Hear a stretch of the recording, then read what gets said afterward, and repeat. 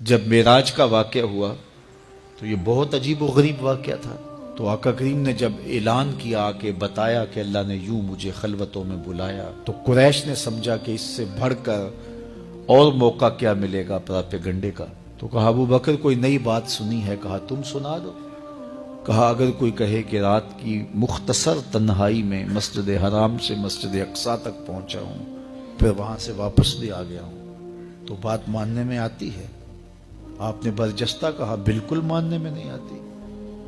اتنے مختصر وقت میں مسجد اقصی جائے اور پھر پلٹ کے بھی آ جائے، کم از کم 2 ماہ چاہیے۔ 1 مہینہ جاتے ہوئے لگتا ہے، 1 مہینہ آتے ہوئے لگتا ہے، کوئی چھو کے بھی آئے تو 2 ماہ چاہیے۔ تو سمجھا کہ لوہا خوب گرم ہو گیا، اب چوٹ ٹکانے پہ بیٹھے گے۔ کہا ماننے میں نہیں نہ آتی؟ کہا بالکل نہیں ماننے میں آتی۔ تو کہا پھر تیرا یار ہی تو کہتا ہے۔ تو حضرت ابو بکر صدیق نے فرمایا وہ واقعی کہتے ہیں؟ ہاں ہاں ہاں انہی کا کہنا ہے۔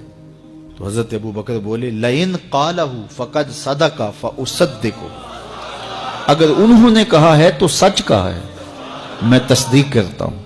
کہا ابھی تو تم کہہ رہے تھے کوئی کہے تو ماننے میں نہیں آتا۔ کہا کوئی کہے تو اب بھی نہیں مانوں گا، وہ اس سے بھی عجیب کہے تو مان لوں گا۔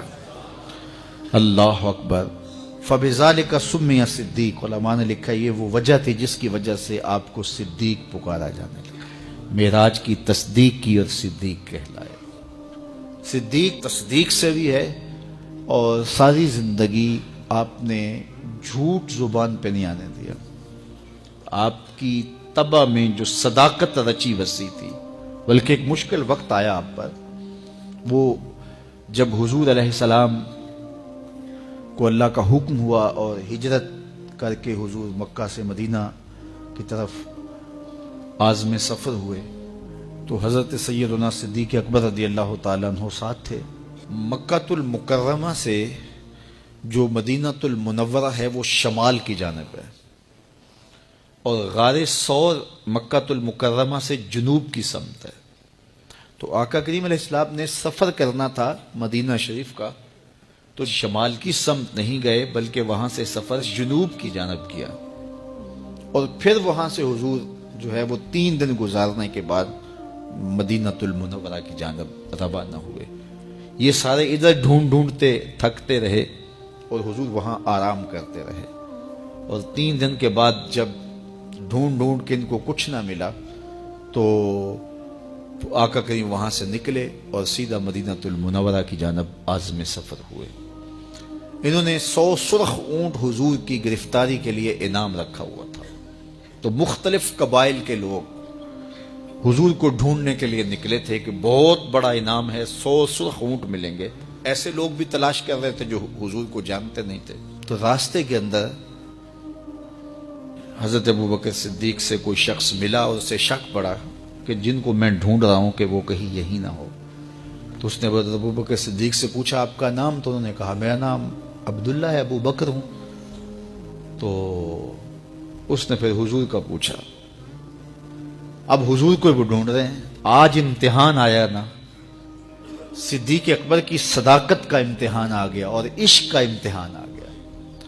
اگر کہیں یہ حضور ہیں تو عشق گوارا نہیں کرتا کہ یہ گرفتاری عمل میں آئے، اور اگر کہیں کہ یہ حضور نہیں ہیں تو ابو بکر صدیق کیسے رہیں گے؟ آج کل تو وہ سڑکیں بن گئی ہیں اور سائن لگے ہوئے ہیں، آپ اکیلے یہاں سے نکلیں تو جہاں جانا چاہیں خود جا سکتے ہیں۔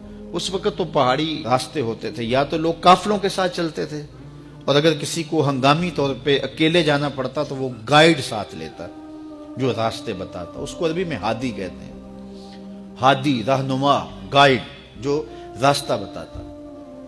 تو حضرت ابو بکر صدیق سے اس نے پوچھا یہ کون ہے آپ کے ساتھ؟ تو حضرت ابو بکر صدیق بولے ھذا ہادی یہدینی الی صراط المستقیم، یہ میرا ہادی ہے جو مجھے سیدھی راہ پہ چلا رہا ہے۔ تو وہ سمجھا یہ وہ والا ہادی ہے، لیکن حضرت ابو بکر صدیق دل و قلب و نگاہ کا مرشد قرار دے رہے تھے حضور کو۔ کہا یہ وہ میرا ہادی ہے جو میری دنیا بھی سیدھی کر رہا ہے، میری آخرت بھی سیدھی کر رہا ہے۔ دین کی بات پھیلانا صدقہ جاریہ ہے۔ ثواب کی نیت سے ویڈیو کو شیئر ضرور کیجیے۔ جزاک اللہ۔